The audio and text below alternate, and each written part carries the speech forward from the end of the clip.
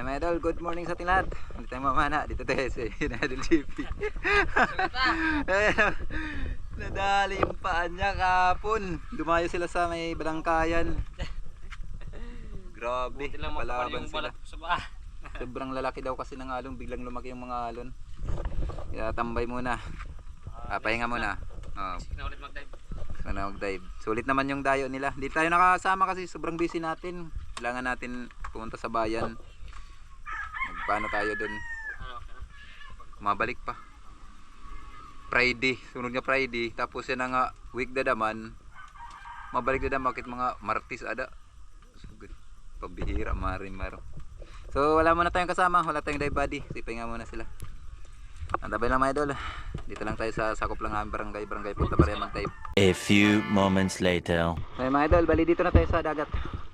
Dito ako sa may Tangduan. Tangduan tawagin namin to. Napakataas ng bato. Tayo bababa. Pa natin alam kung saan pa tayo.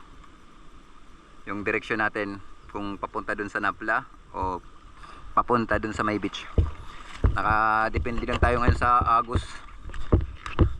Sabi kasi ni Utol kahapon, malakas daw yung agos papuntang norte. Kaya dito na ako sa kalagitnaan lumusong para kung sakaling papuntang norte, papunta tayo dun sa may beach. Kung papuntang south, papunta tayo dun sa may Napla. Sumunod lang tayo sa agos kasi nahirap na. Tabay lang mga idol kung ano mahuli natin. Sana madilim siya tayo. Let's go. Okay, first dive natin mga idol. Dito pa tayo sa may mababaw na parte. Sinubukan kong silipin ang biyak na bato na ito. Ito yung pistuan ng mga ilak.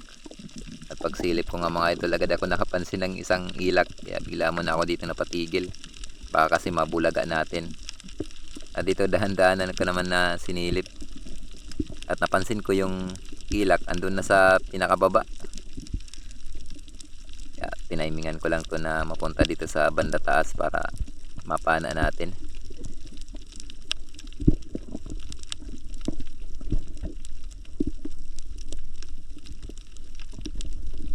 At dito na tayo nabigo. Umangat yung isda. Kaya dito na tayo nakakuha ng chimpo. Yun, salamat at tinamaan.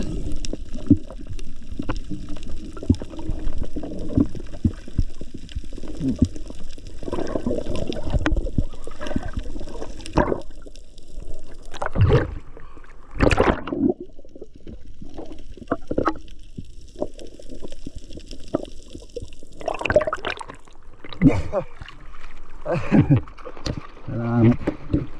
Matanong ganun.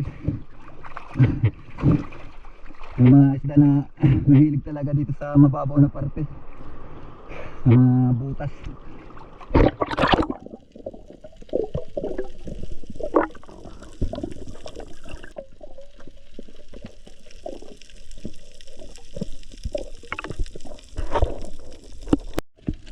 At dito may nakita akong masarap na pang-ihaw. Yung yellow spine unicorn o bayarungan kung tawagin sa amin.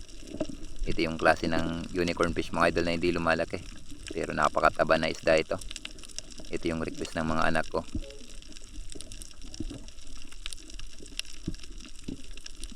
Sigurado matutuwa yung mga anak ko pag nakahuli tayo nito. Ito tinimingan ko lang. May lumalapit sa atin. So medyo maliit ito. Yung kursanada ko, yung malaki nandun sa hulihan. Tinimingan lang natin na maabot na ng ating pana para mapana natin, mapatamaan.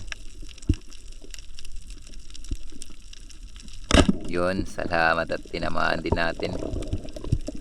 May masarap na tayong pang-ihaw mga idol.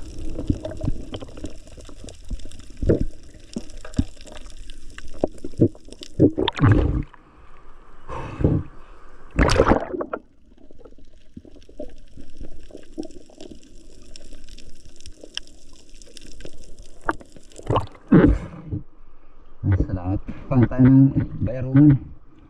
Ito yung request ng mga anak ko. Pang-ihaw.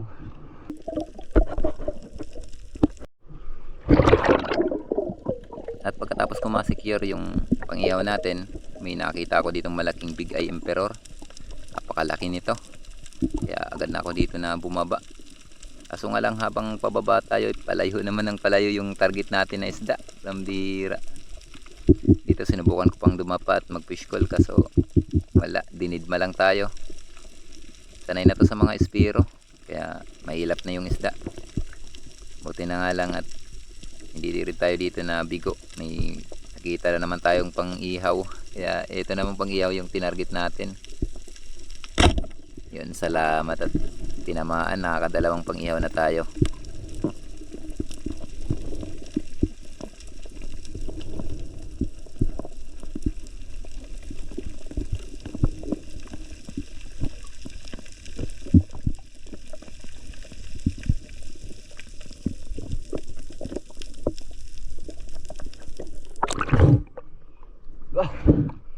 Malaki sanang bigay yung terror kaso mahilap. Kaya lumapit ya. Kung pang-ihaw na lang yung tinira natin, bayaruman.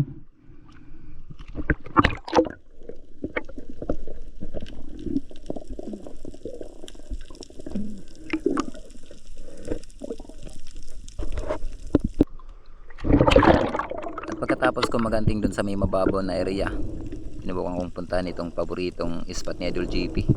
Ito yung spot na nakita niya ng malaking snapper. Estimated niya ay mga 10 kilohin.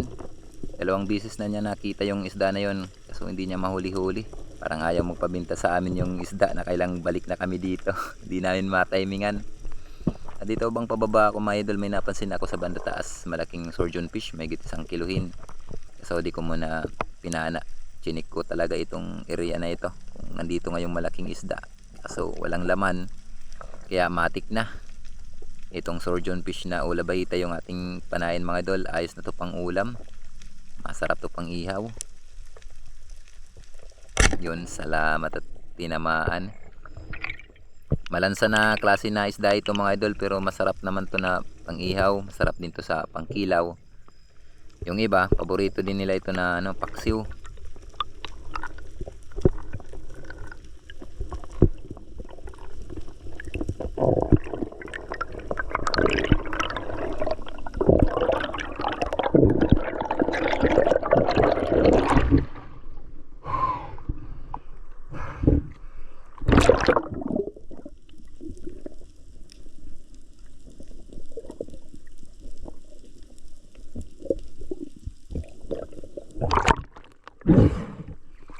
Ay, salamat. Pata ng surgeon fish. Masarap pang ulam, masarap din to pang ihaw. Mga lansa nga lang na isda, pero masarap.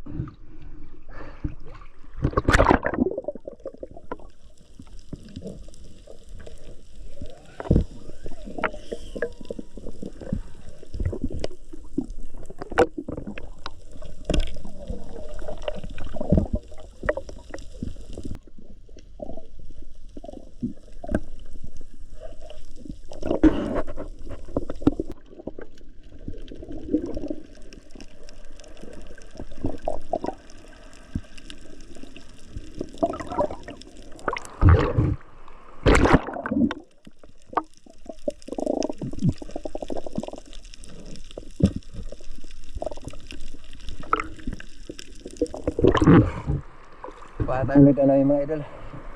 Natin ito na videohan. Pinabulan ko na lang. Biglaan kasi.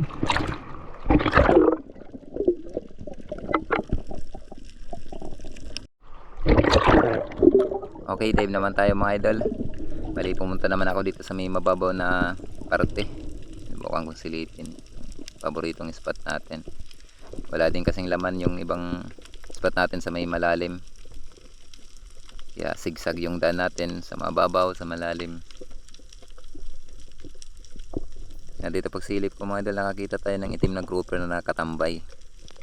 Ito na yung targetin natin. Sana matamaan. Minsan mahirap ko ito patamaan pag naka-steady lang yung isda, lalo na yung bilog yung hugis niya.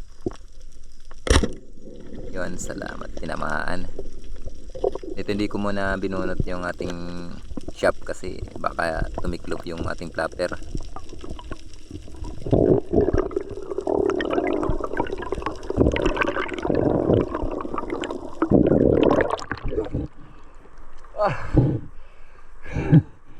na tayo ng itim na grouper. At pagkatapos nga natin magpahinga, ibinalikan na natin yung ating napanang isda. Ganito na yung ginagawa ko pag pumapana ako ng ganito na nakadikit yung isda sa bato. Hindi ko muna binubunot. Kadalasan kasi nakakatanggal, hindi kasi bumubuka yung flapper. Ilang beses na ako na nabigo sa ganitong isda. Yeah, nababuti ko ng i-secure para sureball.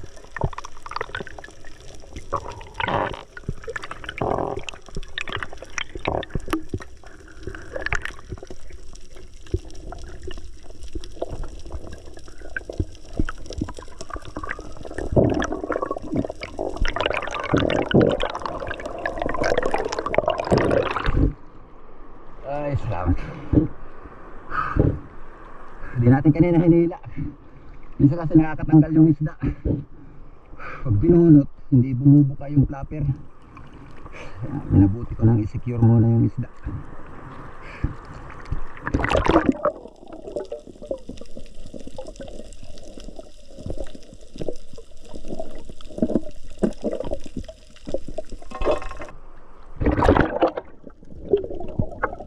At dito silipin natin itong pistuan ng mga ilak. Sa panahon ng amihan mga idol, dito tayo nakakatagpo ng grupo ng mga ilak. Ito ang spot na yon mga idol. So, ngayon subukan natin. Medyo madilim nga lang sa loob against the light. Nahirapan ako dito na makita yung isda. Dito naka-timing naman tayo na may laman na mga ilak. Munti ko pa itong di makita mga idol. Buti na lang at agad natin napansin, kaya agad na rin natin ito kinalabitan. Salamat at napaganda yung ating patama. Dagdag naman tayo ng danoy.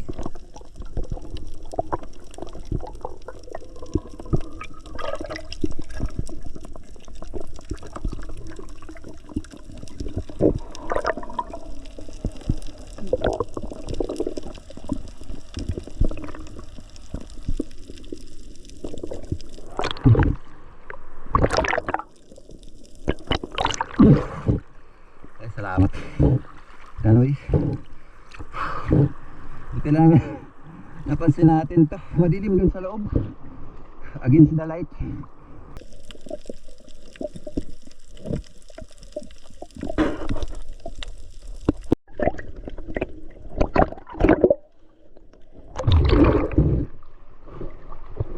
Bali, pumagili na tayo. Papunta dito sa may kabilang dulo ng airport yung pumamana ko. Pabor kasi yung agos papunta dito.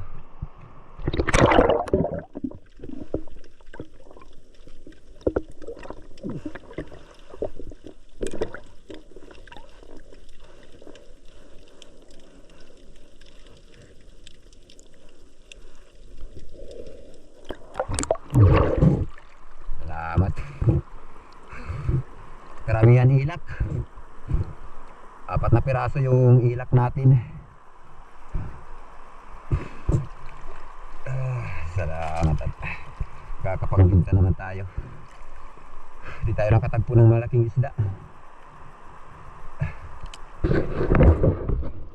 Yan.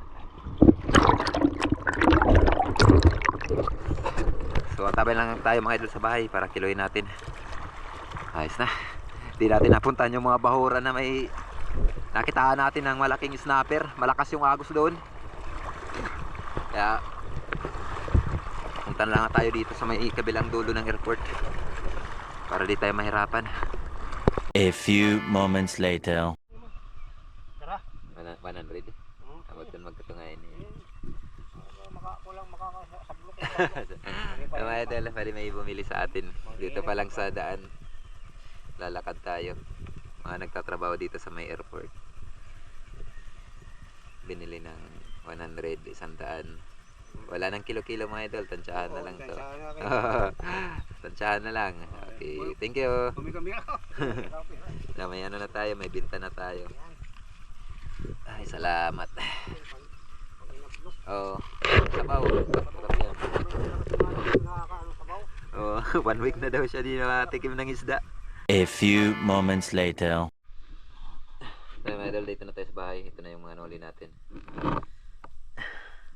Bali yung isang danoy natin, hindi na natin na kilo, doon na lang tansya. Ibinta na tayo ng 100. Load natin itong nagpulabo natin.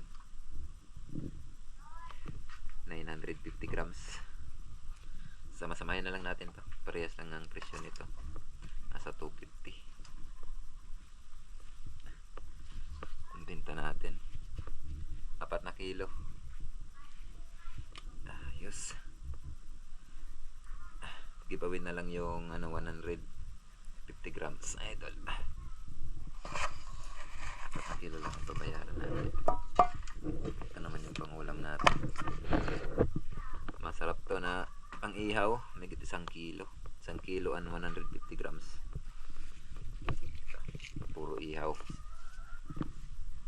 kilo tilahati ang pangulam natin.